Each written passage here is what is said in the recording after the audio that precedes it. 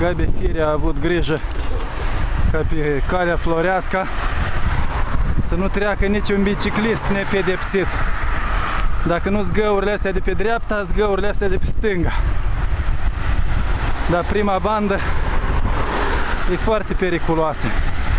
Și trotuarul e îngust, așa că aveți grijă când pedalați în jurul lacului Herestreu, că pe la Floreasca vă așteaptă capcane.